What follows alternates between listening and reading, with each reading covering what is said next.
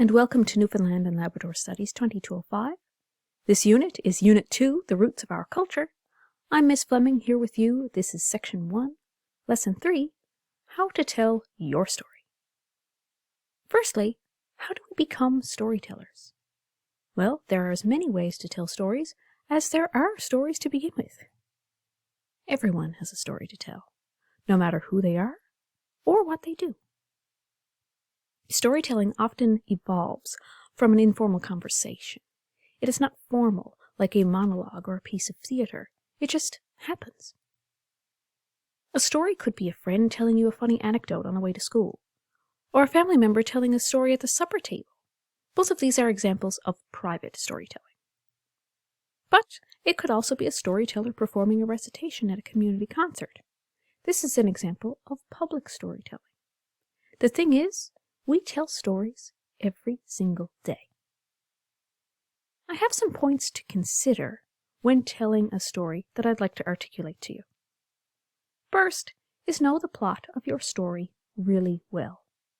Make physical or mental jot notes, read over the text if it is written down, and go through the major plot points.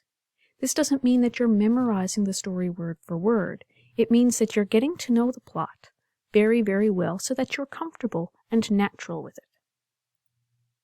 The next point I have for you is to speak clearly. This doesn't mean lose your accent. This makes me think about my experience in theater school learning about vocal coaching. What's important is for you to articulate your consonant sounds and speak at an appropriate volume and pace. Your accent shouldn't be washed away.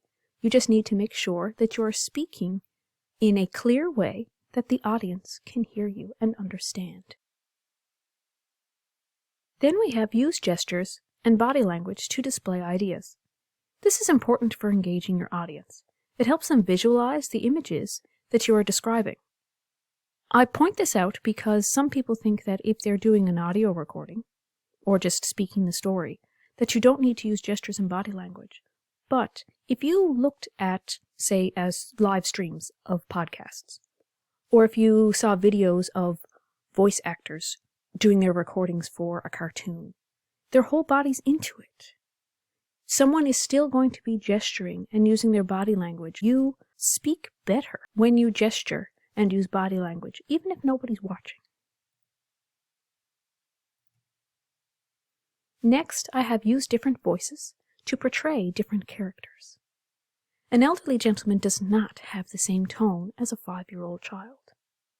Some people speak slowly and with intention. Others may be excitable and animated. The more expression and differences you give each character will make the audience more entertained, engaged, and help them understand where your story is going.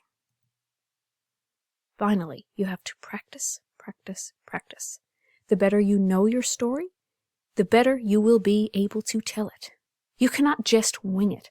I tell this to my theater students all the time. Engaging storytellers are entertaining because they put in hard work and practice first. It seems natural and easy because of the work they've done. Finally, I wanted to highlight Ted Russell.